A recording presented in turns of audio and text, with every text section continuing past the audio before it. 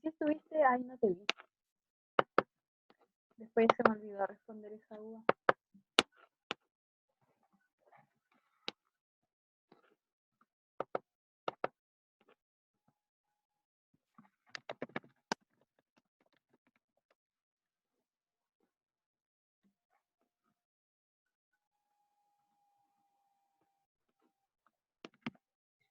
Ya vi. Ahí estamos grabando y empezamos.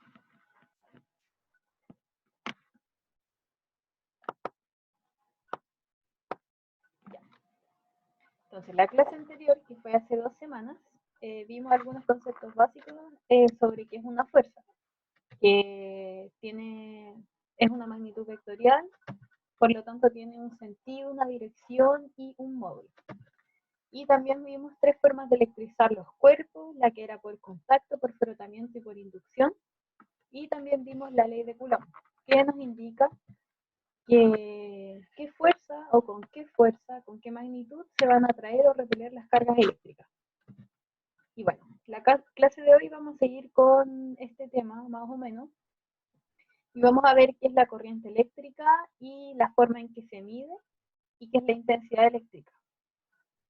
Y vamos a ver también, hoy repetí un párrafo, la definición de potencial eléctrico, resistencia y la ley de Ohm, que va a relacionar estos 3 términos, que es la intensidad de corriente eléctrica, la resistencia y el voltaje, que es la diferencia de potencial eléctrico. Entonces, la corriente eléctrica está definida como un flujo de cargas negativas. Estas cargas negativas se van a mover debido a algo como un desequilibrio. ¿Por qué? Porque vamos a tener un lugar que es negativo y otro que es positivo. Entonces, lo que va a intentar este conductor es que las cargas negativas se muevan al positivo para poder llegar a un equilibrio, que sería que ambos estén neutros. Entonces, se va a definir la corriente eléctrica en el sentido contrario hacia donde se mueven los electrones, pero al final como que eso no es tan importante. Y bueno, ¿hasta cuándo va a pasar corriente eléctrica entre estos 2 puntos? Hasta que el positivo y el negativo sean neutros, como comenté hace un rato. Y esto solamente se va a dar en los materiales que sean conductores o semiconductores, ya que estos van a tener electrones libres de moverse a través de él, por lo cual pueden transportar fácilmente la corriente eléctrica.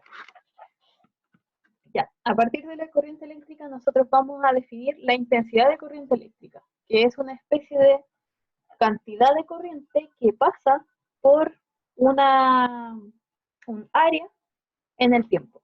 Entonces, la intensidad de corriente eléctrica será la cantidad de carga que pasa por un área en un tiempo determinado y va a estar definida como la cantidad de carga, que es delta Q, dividido el tiempo en el que pasó toda esta carga.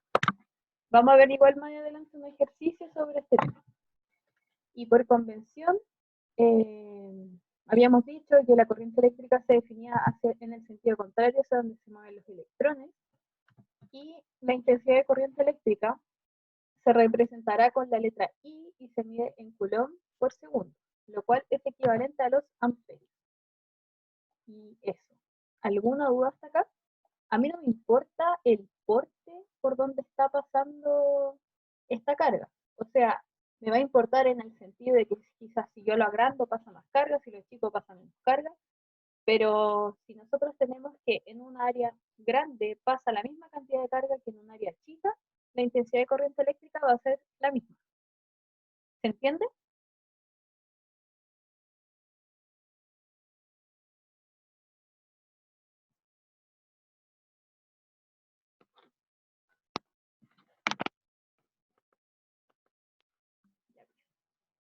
Entonces, ahora la resistencia.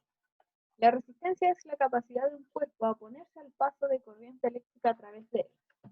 Y sí, nosotros tenemos una resistencia que tiene como forma de cable, o sea, es como un cilindrito y tiene un área y esas cosas. El valor de la resistencia va a quedar dado por esta ecuación, donde ρ es un coeficiente de resistividad del material L va a ser el largo de esta resistencia y A va a ser el área transversal por donde está pasando la corriente eléctrica. Entonces nosotros podemos decir que la resistencia o el valor de la resistencia de un material va a ser directamente proporcional al largo e inversamente proporcional al área transversal. ¿Se entiende qué significa eso, cierto?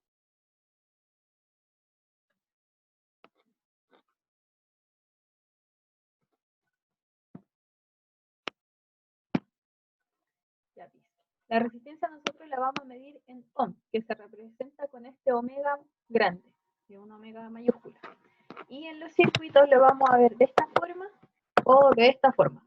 Y si tú estás en laboratorio, generalmente van a ser así las resistencias y van a tener ciertas rayitas que nos van a indicar finalmente cuál es el valor de la resistencia que nosotros vamos a tener. Ya. Sí, eso mismo. Sí. Tuve algunos laboratorios del tema, ya no me acuerdo tanto, pero me acuerdo que los valores uno los iba multiplicando de acuerdo al color que tenía cada rayita. Y el orden también es importante. Ya. Entonces, pasamos intensidad de corriente eléctrica y resistencia.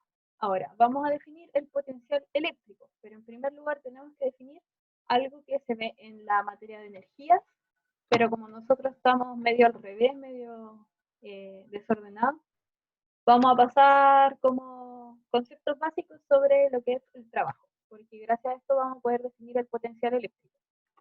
Entonces, el trabajo es una cantidad de energía y se va a decir que una fuerza F, en este caso, va a realizar trabajo si desde el punto donde se está aplicando esta fuerza se produce un desplazamiento. Por ejemplo, esta fuerza está aplicándose hacia allá con un ángulo alfa y al aplicarse la fuerza va a haber un desplazamiento del objeto. Entonces, esa fuerza efectuó un trabajo gracias a que pudo desplazar este objeto. Entonces, el trabajo es una magnitud escalar, o sea, no tiene ni dirección ni sentido. Sin embargo, la fuerza sí es un vector, una magnitud vectorial. Y va a equivaler a la energía que es necesaria aplicar para mover un cuerpo a una distancia d, en este caso. La unidad de medida del trabajo, como es energía, se mide en joules. Y en esta materia, como dije, se va a especificar más adelante cuando pasemos a energías. Y el trabajo, cuando se va a definir con un producto punto. Pero a nosotros no entendemos muy bien qué es eso y tampoco nos interesa entenderlo bien. El tema es que el producto punto nos va a decir que el trabajo es positivo si la fuerza está aplicada en la misma dirección hacia donde se está desplazando el objeto. Y nos va a decir que el trabajo es negativo si la fuerza se ejerce hacia el otro lado, con respecto hacia donde se está desplazando el objeto. Por ejemplo, está esta fuerza hacia allá, está moviendo este objeto hasta acá. Entonces está efectuando un trabajo que es positivo. Sin embargo, van a haber fuerzas que son llamadas de fricción, que lo vamos a ver también más adelante, que es la fuerza de roce.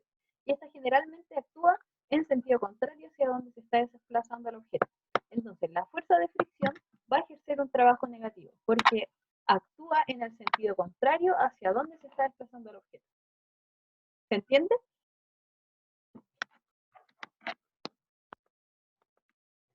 Ya.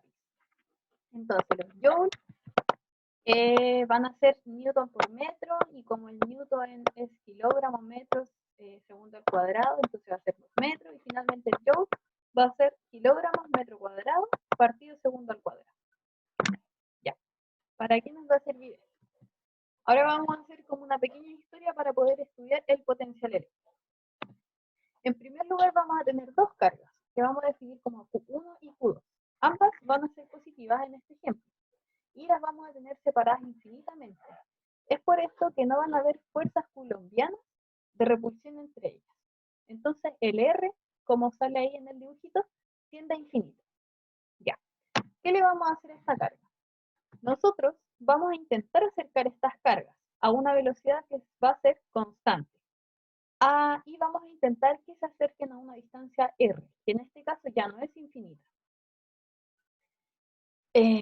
Ya, para poder acercarla, nosotros tenemos que efectuar una fuerza F que está en el dibujito con un color morado, ya que al nosotros acercar esta carga Q2 a la carga Q1, vamos a sentir una fuerza de repulsión debido a que son cargas del mismo signo.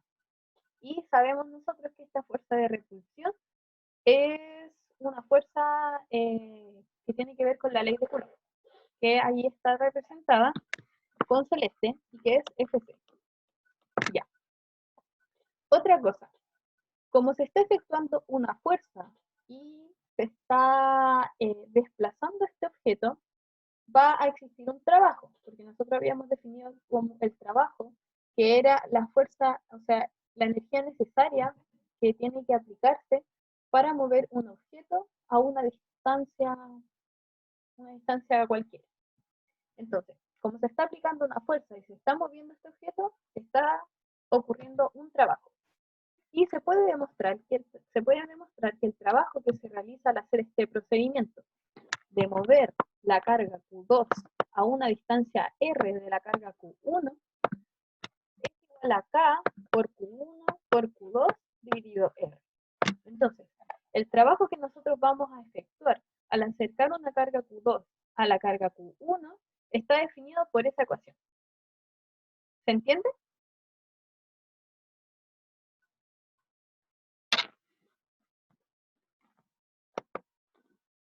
Ya.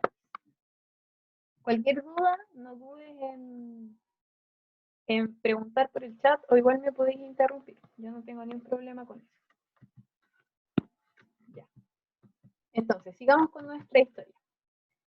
Cuando el trabajo realizado es mayor a 0, nosotros habíamos dicho que es cuando la fuerza se ejerce en la misma dirección hacia donde se está desplazando el objeto. Como el objeto, que es nuestra carga Q2, venía desde el infinito y se está acercando a la carga Q1, y la fuerza ejercida para que esto suceda es en la misma dirección hacia donde se está moviendo, se está ejerciendo un trabajo positivo, o sea, es mayor a 0. Entonces, se habla que se aplicó una fuerza F para acercar las cargas, que va en el mismo sentido del desplazamiento de la carga.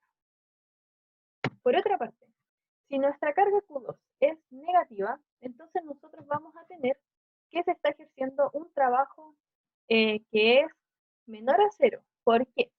Porque esta carga estaba muy lejos, en el infinito.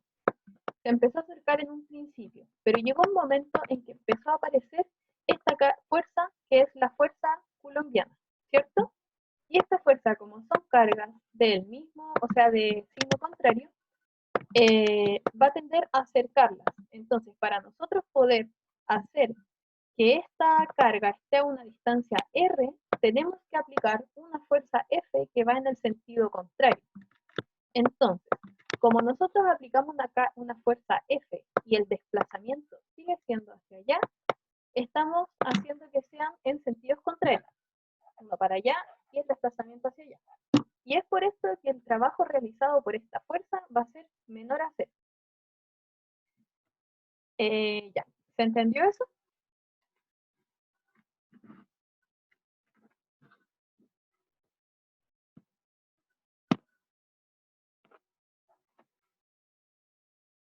Exactamente. Ya. Entonces, a partir de esto nosotros podemos definir un potencial eléctrico. Y el potencial eléctrico va a ser el trabajo que debe realizar una fuente. Sí, exactamente. Como dices tú. Como la distancia, o sea, como el desplazamiento está haciendo hacia allá y la fuerza aplicada para que se pueda desplazar de esa forma a una distancia R de la otra carga es contrario a la fuerza aplicada. Entonces, por eso, el trabajo va a ser menor a 0. Ya. Ahora sí, potencial eléctrico. Nosotros vamos a definir el potencial eléctrico como el trabajo que debe realizar una fuerza por unidad de carga. O sea, es trabajo por unidad de carga para mover una carga Q2 desde un lugar a otro. en presencia de un campo eléctrico inducido por una carga Q1 estática, que es exactamente lo mismo que estábamos viendo en el ejemplo anterior, que decíamos que teníamos una carga que estaba muy lejos y nosotros queremos acercarla a otra carga, pero esta carga, que en este caso nosotros denominamos Q1, está induciendo un campo eléctrico, por lo tanto esta carga va a tener que ejercer un trabajo positivo o negativo, dependiendo del valor de su carga, para acercarse. Entonces, la unidad de medida van a ser los voltios. ¿Y qué significan los voltios? Son joules partido coulomb. ¿Por qué? Porque el potencial eléctrico va a estar definido como el trabajo dividido carga, porque es el trabajo por cantidad de carga. Entonces, en este curso vamos a considerar que el potencial eléctrico será el trabajo que se debe aplicar para acercar una carga Q2 a una carga Q1 desde el infinito hasta una distancia R. Nosotros habíamos definido antes que el trabajo para hacer eso, que habíamos comentado, que teníamos una carga en el infinito y la queremos acercar a otra carga a una distancia R, el trabajo se podía calcular de esta forma, ¿cierto? Entonces, nosotros vamos a poner que el potencial eléctrico va a ser el trabajo, que es K por Q1 por Q2 partido R, dividido Q2, entonces ponemos el Q2 acá, y se van los Q2. Entonces, el potencial eléctrico que va a tener esta carga Q1 va a quedar definido como la constante K por Q1 dividido R, que es la distancia a la cual tú quieres acercar la otra carga a la carga Q1. ¿Se entiende? Yo sé que es medio complicado esto, a mí me costó caleta poder hacer un ejemplo para ir como paso a paso entendiendo todo. Pero, ¿se entiende? ¿Quedó alguna duda? Sí, es medio enredado. Pero siento que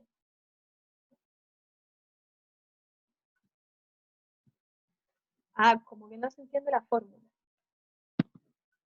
Es que es la cantidad de trabajo por unidad de carga. Como que no es un trabajo total, es por unidad de carga que tú tienes que hacer para mover esa carga hacia otra carga a una distancia R. Ya. Entonces, finalmente, lo más importante va a ser que nosotros vamos a poder definir una diferencia de potencial eléctrico. Ya. La diferencia de potencial eléctrico es lo que todo el mundo conoce como voltaje o tensión. Entonces, este va a tener que ver con qué tan cerca o qué tan lejos estaré de la carga que produce el campo eléctrico. Entonces, nosotros vamos a tener un campo eléctrico que es inducido por una carga positiva en este dibujito. Siempre se va a dibujar con las flechitas hacia afuera.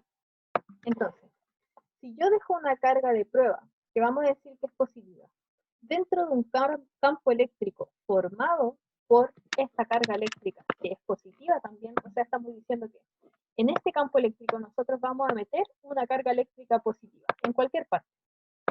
Entonces, si no hay fuerzas que la intenten acercar o alejar, esta se moverá desde las zonas de mayor potencial eléctrico a las zonas de menor potencial eléctrico. O sea, se tenderá a alejar. Y esto igual para nosotros es intuitivo. ¿Por qué? Porque esta carga positiva está ejerciendo un campo eléctrico a las otras cargas de tal manera que si yo pongo una carga eléctrica positiva cerca de esta carga eléctrica positiva, esta se va a intentar alejar porque va a aparecer la fuerza de Coulomb. Y nosotros, como vimos en la ecuación, el potencial queda definido por esta ecuación, ¿cierto? Entonces, mientras R se hace más pequeñito, el valor del potencial eléctrico va a ser mayor. Y si R se hace más grande, el valor del potencial eléctrico se va a hacer menor. Entonces, ¿cuándo va a ser mayor el potencial eléctrico? Cuando yo estoy más cerca de la carga. Entonces, si yo pongo una carga positiva dentro de este campo eléctrico, este va a tender alejarse. ¿Por qué? Porque aparece esta fuerza de Coulomb que la va a intentar alejar porque son cargas iguales y eso se traduce en que va a ir desde las zonas de mayor potencial eléctrico a las de menor potencial eléctrico. Ahora, si a este mismo campo eléctrico nosotros ponemos una carga negativa que vamos a denominar que es de prueba, dentro de este campo eléctrico, esta carga negativa, ¿qué crees que va a intentar hacer?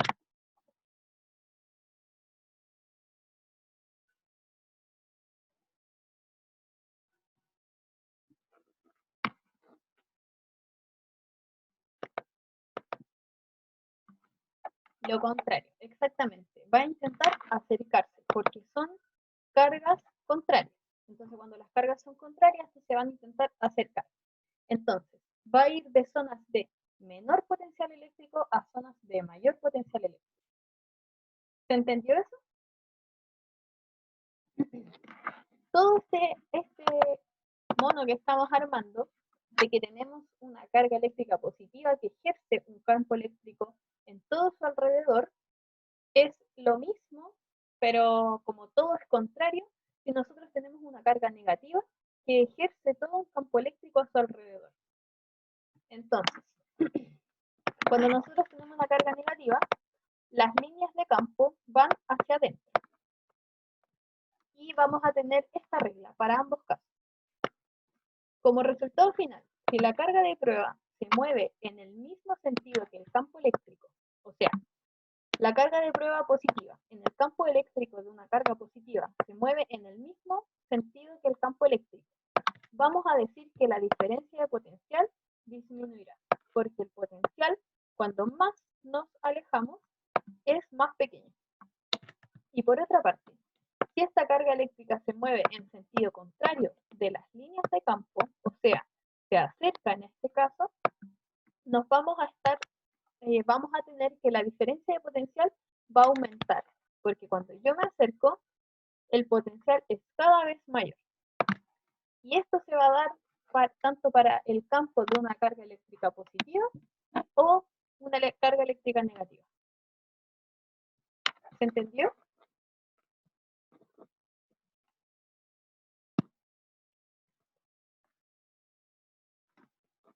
Ya ves.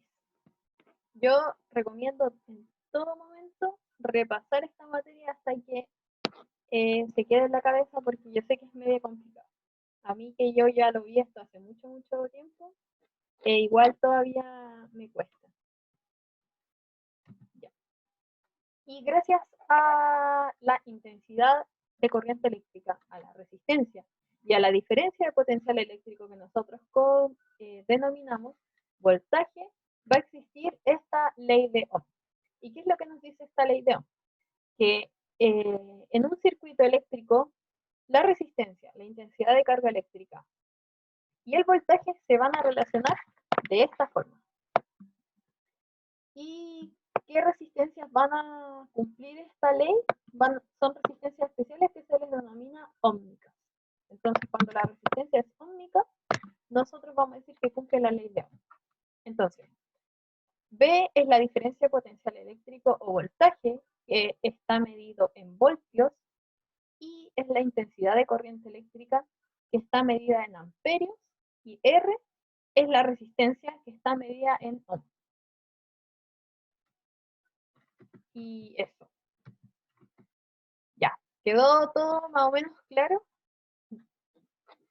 Las ideas principales de toda esta clase. Ya mira, ahora nosotros vamos a ver un par de ejercicios, pero en verdad necesitamos pasar un poco más de materia para ver ejercicios que tienen que ver con circuitos. Entonces, la próxima semana vamos a adentrarnos más en lo que son los circuitos y poder ver qué pasa cuando tenemos circuitos en serie, en paralelo, etcétera, etcétera. Así que eso. Ya. Vamos a tener el primer ejercicio.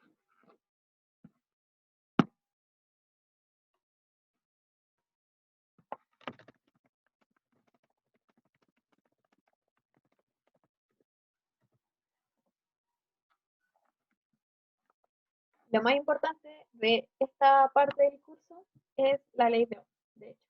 Como que en el temario dice ley de Ohm, ley de Faraday, ley de Coulomb y no recuerdo más.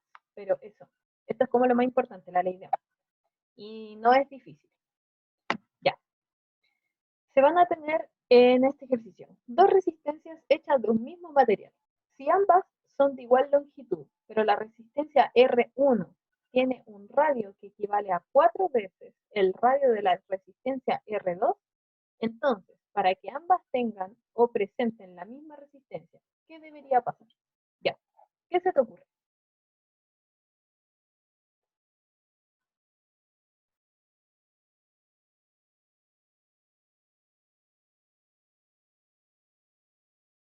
¿Qué vimos con respecto a la resistencia? Cuando teníamos una resistencia. Ya, hacemos que sean iguales. ¿A partir de qué? Primero, recordamos la ecuación que nos definía la resistencia como en un cable. Y era que R es igual a ρ por L partido A, donde ρ era la resistividad y eso depende del material. L es el largo y A es el área transversal. Ya. Si están hechas del mismo material, la resistividad va a ser la misma. Entonces, ambas tienen igual longitud, pero como varía el valor del radio, va a variar el área. Entonces, como se está hablando de radio, nosotros podemos asumir que las resistencias son como un tipo cable. Y el área transversal de un cilindro viene dado por pi r cuadrado, que es el área de un circulito. ¿Se entendió eso? Estos son todos los supuestos que nosotros estamos haciendo para poder ver qué pasa en la ecuación. Ya. Entonces, definimos la ecuación para cada resistencia. R1 va a ser ρ por L partido pi por el radio al cuadrado. Ya, pero igual esta ecuación trata igual de aprendértela, porque yo creo que en matemática igual va a ser importante. Ya, vamos a tener entonces que R1 va a ser ρ por el largo partido pi por R cuadrado. ¿Por qué puse yo 4R? Porque acá nos están diciendo que R1 tiene un radio que equivale a 4 veces el radio de la resistencia R2. Entonces yo puse 4R y todo eso va al cuadrado. ¿Por qué va todo al cuadrado? Porque todo eso representa el radio. Entonces, al resolverlo, nos da esta ecuación. Y por otra parte, tenemos que R2 va a ser ρ por L partido pi R cuadrado. ¿Y por qué el R está solito? Porque nosotros habíamos asumido que R solito es el valor del radio de la resistencia 2. ¿Se entiende? ¿Sí?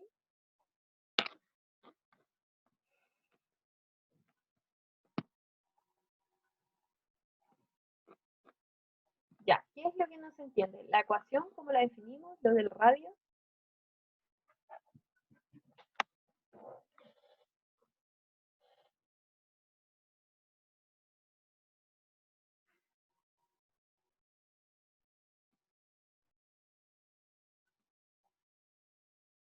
Entonces, ¿es lo del radio lo que no se entiende?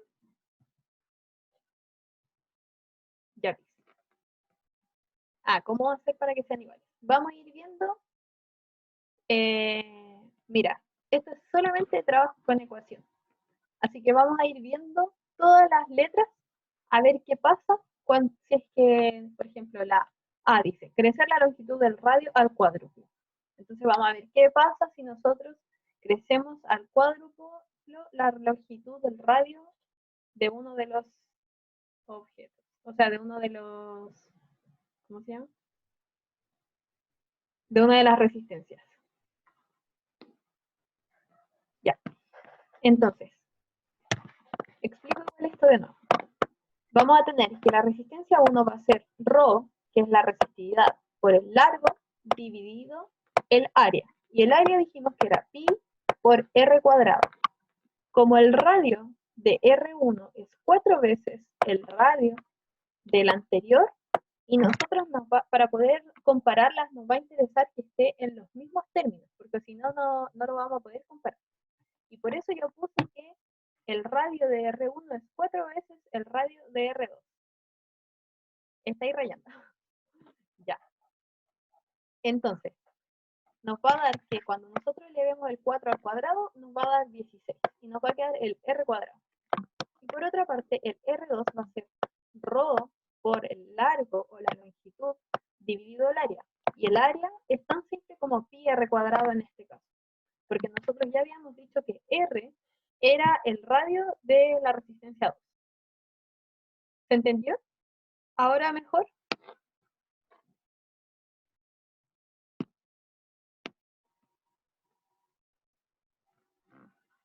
Ya. Digamos entonces. Vamos a ver la letra A. Dice crecer la longitud de R1 al cuádruplo. Y vamos a poner las dos resistencias ahí.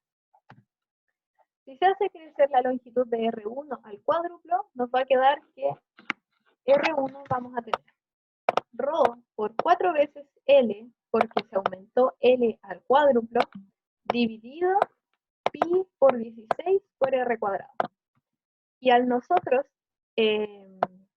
simplificar esto, nos va a quedar un 4 acá abajo. Entonces, ¿esto es igual a esto? ¿Sí o no?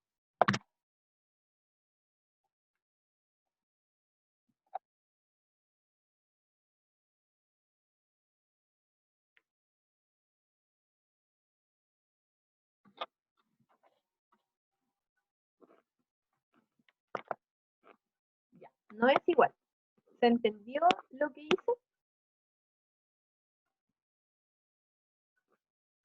Ya.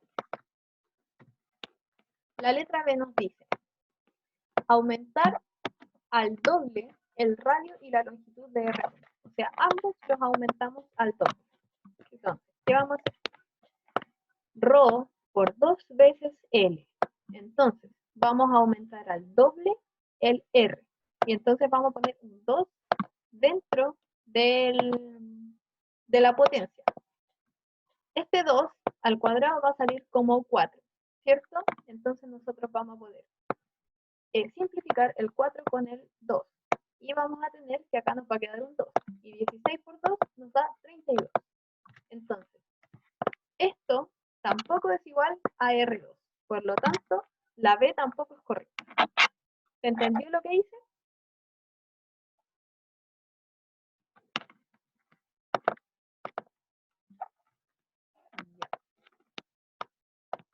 Ahora, la otra dice, cuadriplicar, no, disculpa, duplicar el radio y la longitud de R2. Cuando duplicamos esto, ¿qué pasa? R2 vamos a duplicar la longitud y duplicar el radio. Entonces, al salir este 2 de la potencia nos va a salir como 2 al cuadrado. Y 2 al cuadrado es 4. Entonces, vamos a simplificar este 4 con el 2 y nos va a quedar esta ecuación. Y vemos que esto sigue siendo diferente de R1. Entonces, tampoco nos sirve. ¿Se entendió lo que hicimos ahí? Es solamente llegar y reemplazar lo que nos están diciendo y ver si es que son iguales al hacer eso o no. ¿Se entendió?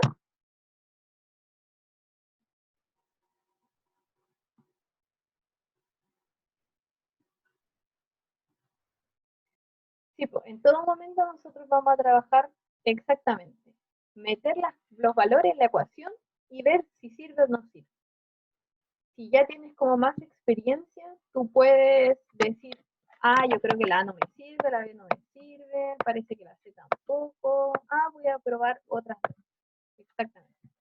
Entonces, cuando tú ya tienes más experiencia, puedes hacerlo así, pero yo no voy a asumir en ningún momento eso. Entonces lo voy a hacer desde lo más fácil. Ya. Aunque sea a veces lo más claro. Entonces, la D dice, si se cuadruplica el largo de R1 y se duplica el radio de R2.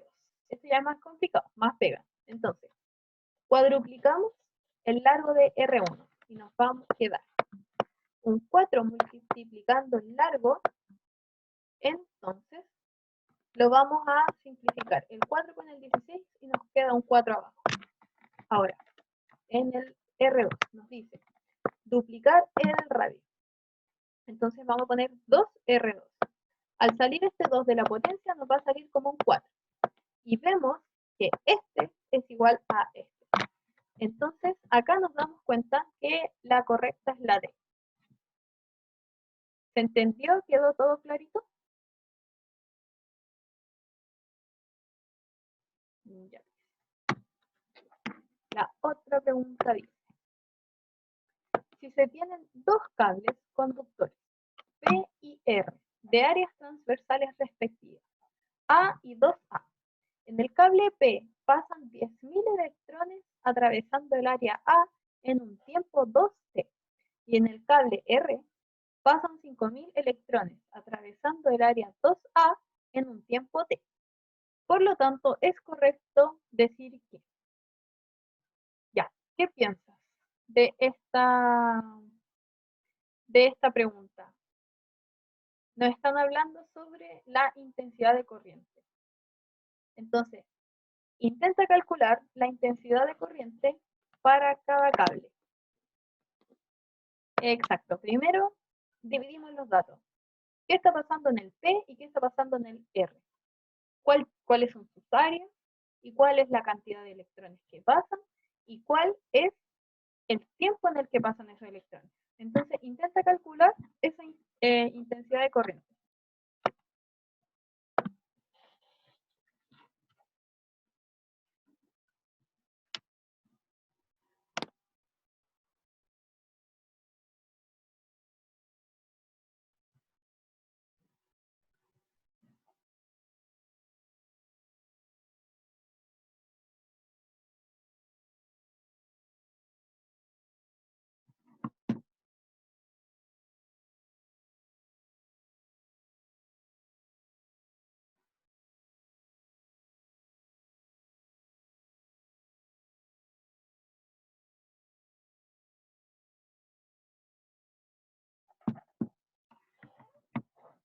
¿Pudiste?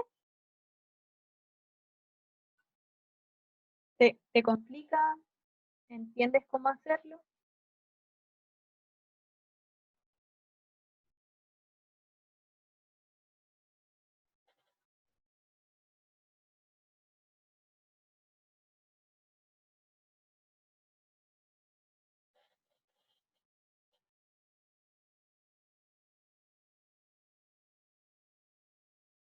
Exactamente. Es cantidad de carga dividido el tiempo.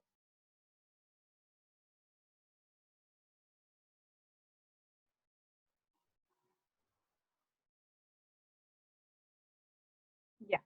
Una pregunta. ¿Nos importan las áreas?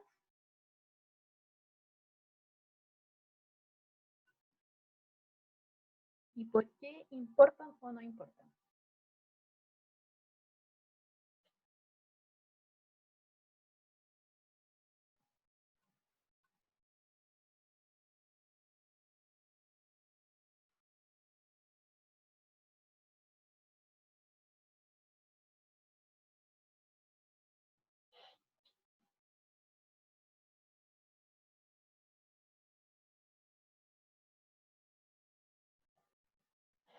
Ya, ya. Ambas respuestas son correctas.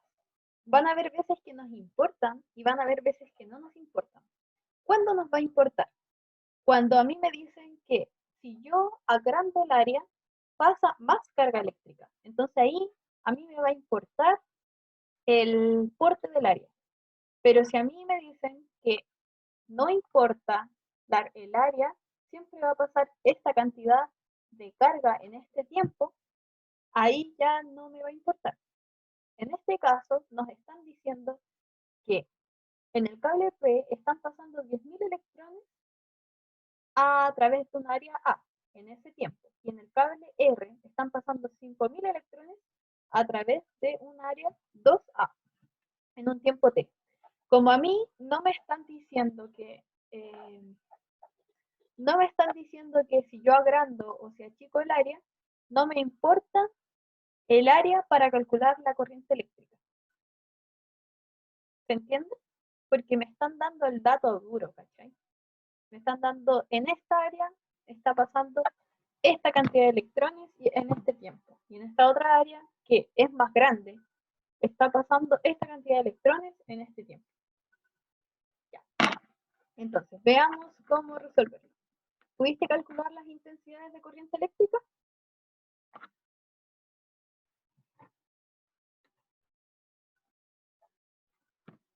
Ya. Entonces, vemos. Recordamos la ecuación de intensidad de corriente eléctrica. Decíamos que era cantidad de carga dividido tiempo. Es 5000 dividido T. El T es un número, es algo que no tenemos idea qué es, pero está ahí. Y de hecho es 5000 electrones dividido T, porque los electrones tienen una carga específica. ¿Cachai? No es como un 1. Entonces, cuando tú pongas la carga, vas a tener que poner eso también. Ya. Entonces, plantamos la ecuación para ambos cables. La intensidad de corriente eléctrica en el P va a estar definido por 10.000 electrones en un tiempo 2T. Eso es lo que nos dice la ecuación. Entonces, nosotros al simplificar esto nos va a dar 5.000 electrones en un tiempo T. Por otra parte, la intensidad de R va a ser 5.000 electrones en un tiempo T, que es exactamente lo mismo. Eso mismo es. Yo ahí le puse coulomb por segundo, pero en verdad puede ser también alguna otra unidad de medida, porque nosotros podemos tener que el T está medido en minutos, o está medido en horas, en días, en años, etc. Una cantidad de tiempo, pero generalmente lo vamos a tener como coulomb por segundo. Ya. Entonces, la primera dice, en el cable P, la intensidad de corriente eléctrica es el doble que en el cable R. ¿Verdadero o falso?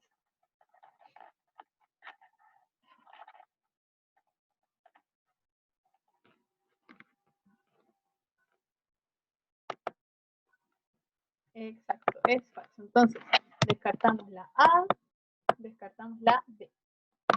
Dice, la intensidad de corriente eléctrica es la misma en los dos cables. Dijimos recién que sí.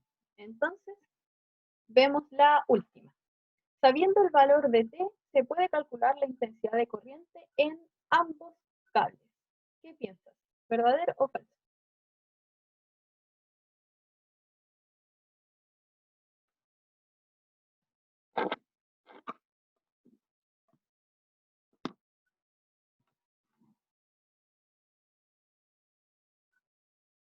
Exactamente es cierta. ¿Por qué?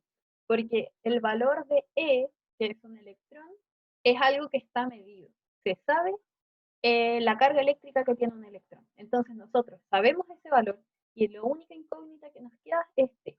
Entonces, la respuesta sería 1 y 3. Y por lo tanto sería la chuta, yo puse la E, pero en verdad es la D. Ay, perdón. No, pues 2 y 3, está bien. Sí, es la E. Y esa sería la clase de hoy día. La otra semana vamos a ver más sobre el tema de los circuitos. Así que eso. ¿Alguna duda con todo esto? Ya, nos vemos entonces la otra semana.